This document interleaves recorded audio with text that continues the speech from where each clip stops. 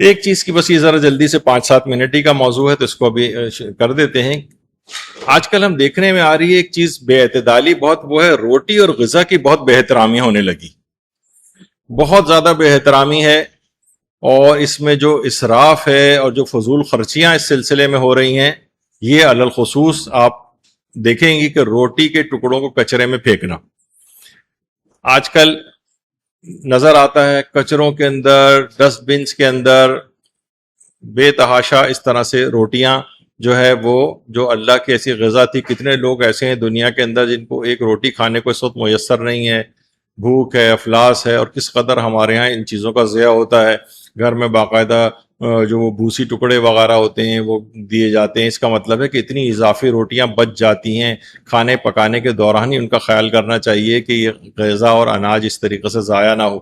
خاص طور پر نظر میں آتا ہے یہ ان جگہوں کے اوپر بھی، حج و عمرہ اور زیارات کے اوپر بھی دیکھتے ہیں، اس قدر کھانوں کا اسراف، اس قدر ڈسٹ بن کے اندر ڈالنا، اس قدر انسان جو ہے انہیں اتنا نکالے کہ جتنا اس کی ضرورت ہے، کچھ کم ہی پڑ جائے تو بعد میں مزید لے لے. ایک دفعہ ہی اتنا ہوکا، یعنی اس وقت کوئی دن ایسا نہیں جاتا جب بریانیاں نہ لوگ کھاتے ہوں، قورمے نہ کھاتے ہوں. اس کے باوجود بھی ایسی نیت کی خرابی کہ اس قدر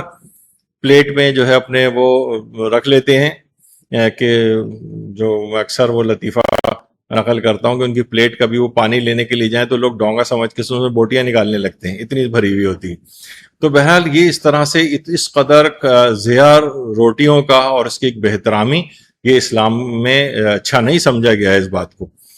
اور صرف ایک صورت ہے ایسی غذائیں یہ جو بچ جاتی ہیں تھوڑی بہت، اور روٹی ان کو پھینکنے کی صرف ایک ہی جائز صورت بنتی ہے. آیت اللہ سیستانی سے سوال پوچھا گیا ہے کہ باقی ماندہ روٹی یا چاول وغیرہ کو کچرے میں پھینکنے کا کیا حکم ہے جو بچ جاتے ہیں، جبکہ کچرے میں بہت سی ہو سکتا ہے نجس چیزیں بھی ہوں. تو انہوں نے فرمایا جب تک کھانے کی باقی ماندہ مقدار سے استفادہ کرنا ممکن ہو، چاہے کسی جانور کو کھلانے کے لیے، تو اسے پھینکنا جائز نہیں. پھینکنا جائز نہیں ہے. تھوڑی سی بھی اگر خوراک بچی ہوئی ہمارے یہاں بچی ہوتی ہے فوراً ڈسٹ بن میں ڈال دی جاتی ہے. چاہے کسی جانور کو دے کر اس سے استفادہ کرنا ممکن ہو تو پھینکنا جائز نہیں ہے. ہاں البتہ اگر ایسا ہے کہ وہ قابل استعمال نہیں رہی تو پھر اسے کچرے میں ڈالا جا سکتا ہے. البتہ شرط یہ ہے کہ اس سے عرفاً نعمت خداوندی کی توہین نہ لازم آتی ہے. یعنی لوگ دیکھ کر یہ نہ کہیں کہ ارے یہ کیا کر رہے ہیں وہ اتنا اتنا، اگر واقعی دیکھا جائے کسی بھی اس کے سامنے رکھا جائے تو،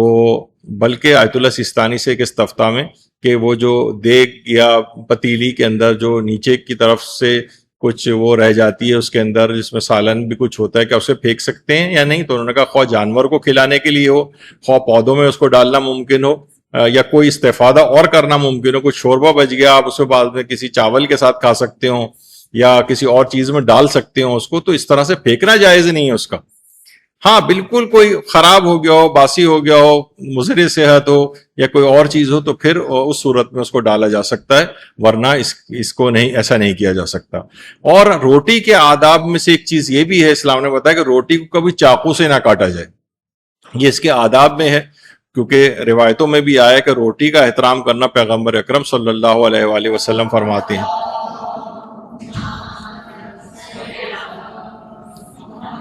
فرماتے ہیں کہ روٹی کا احترام اور اس کی تعظیم کرو، کیونکہ اللہ نے اس کے لیے آسمان سے برکتیں نازل کی ہیں اور زمین کی برکتوں کو روٹی کی کرامت کے سبب خارج کیا ہے. اور روٹی کا احترام یہ کہ اسے چھری سے نہ کاٹو اور اسے پیروں میں نہ لاؤ. چھری سے کاٹنا تو عام طور پر ہمارے جو مجالس وغیرہ ہوتی ہیں اور اس میں حصہ وغیرہ اس طرح سے ہوتا ہے، اس میں روٹی کو 4 ٹکڑے جو جس طریقے سے چاقو سے کیے جاتے ہیں، یہ ایک بے احترامی میں شمار ہوتا ہے. اسی طریقے سے مثلا جو ایسے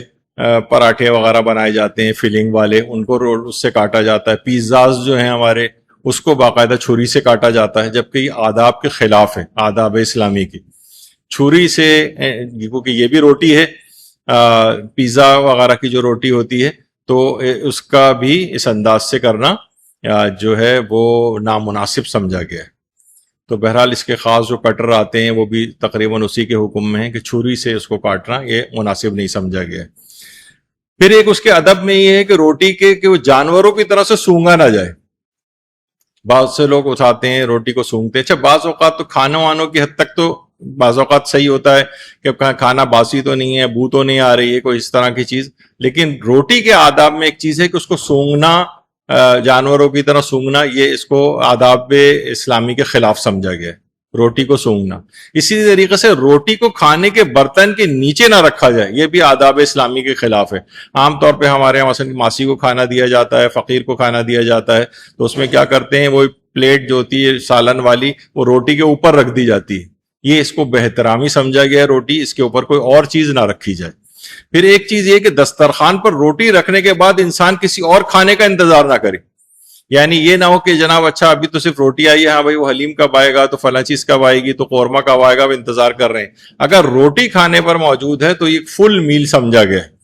اب ایک لحاظ سے روٹی کی بہترامی ہے کہ یہ گویا ایک ایسی ثانوی اور حقیر سی چیز تھی، اصل تو چیز وہ قورمہ ہے جو بھی آگے چل کر آنے والا ہے، تو وہ انسان اس کا انتظار مثلا کر رہا ہوتا ہے۔ نہیں، اگر روٹی ہے اگر آ گئی ہے تو انسان بس اس کی بہترامی ورنہ سمجھی جائے گی، آپ اس کو اگر ہے تو اس کو شروع کر دیں جب تک کہ وہ آئے، بشرطے کہ سالن آنے سے پہلے پہلے، جیسے ہمارے استاد محترم کہتے تھے کہ بچپن کا زمانہ تھا جب ہمیں کھانا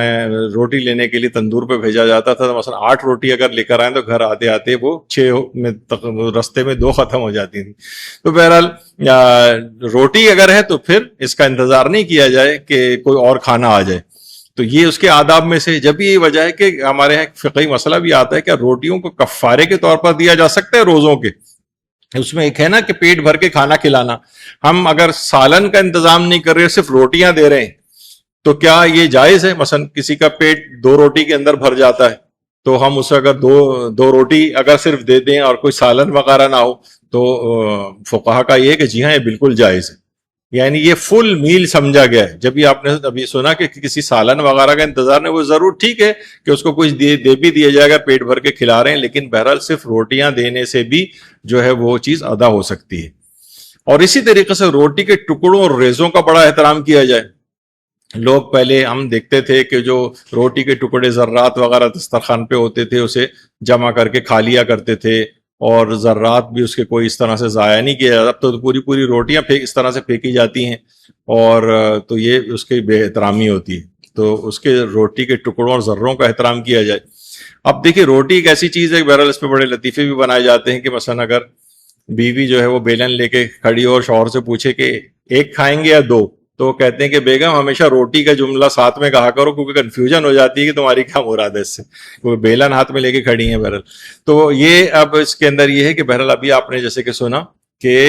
روٹی کی بہت بے احترامی ہو رہی ہے، کیونکہ بہت سارے دیکھیے مسائل ایسے ہیں جو چھوٹے چھوٹے ہیں، جو عام زندگی میں جب فقہی احکام وغیرہ بیان کر رہے ہوتے ہیں تو وہ کہیں پہ کسی موضوع کے تحت آتے نہیں، تو ہم نے سوچا کہ چھوٹے چھوٹے ایسے موضوعات کے جو آداب اسلامی کے اندر بھی شامل ہوں، اس میں بھی ہمیں چاہیے کہ اس کو بہتری اپنے اندر لے کر آئیں۔ روٹی صرف فقط اتنی پکائیں جتنی ضرورت ہو، فقط اتنی ہی لیں جتنی ضرورت ہو، یہ نہ ہو کہ سالن بچا ہوا بہت زیادہ ضائع ہو رہا ہے، کیونکہ بچا ہوا اب کوئی بھی دوسرے کا بھی نہیں کھاتا ہے، وہ سب ڈسٹ بن کے اندر جائے گا، وہ اس کی بے احترامی ہے، اسراف ہے۔ روٹی کی بے احترامی ابھی آپ نے سنا کہ پیغمبر نے فرمایا کہ اس کے بھی آداب ہیں، اس کا بھی ایک احترام ہے، اس کو اس طرح سے ضائع کرنا، پھینکنا یہ سب جائز نہیں ہے۔ تو انسان ذرا تھوڑی سی کفایت شاری بھی اس کی ہو جائے گی، پیسے بھی بچیں گے، اسراف کا گناہ بھی نہیں ملے گا، روٹی کی بے احترامی کا بھی اس کو نہیں ملے گا، اور آداب بھی آپ نے سنے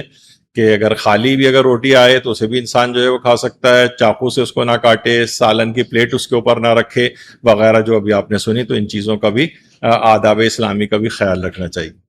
یہاں پر گفتگو ہماری تمام ہوئی، اگر سے ایک موضوع آج پھر رہ گیا، لیکن آج وقت اتنا نہیں بچا، انشاءاللہ اگلی نشستوں میں اس طرح کے بہت سے چھوٹے چھوٹے ایسے موضوعات جس کے اندر بہت سارے اور خود بخود مسائل شامل ہوتے ہیں۔ ابھی آپ نے دیکھا جیسے پھیلے کتاب وغیرہ کے اس کے اندر کتنے ضمنی مسئلے شامل تھے، اور عورتوں کی نماز جماعت کے اندر کتنے سارے مسئلے شامل تھے، تو ایک دفعہ اگر ان کو اچھی طرح پڑھ لیا جائے تو آپ کے لیے بہت سے مسائل حل ہو جاتے ہیں۔ وصلی اللہ علی محمد وآلہ الطیبین الطاہرین۔ درود بھیجیے محمد علیہ۔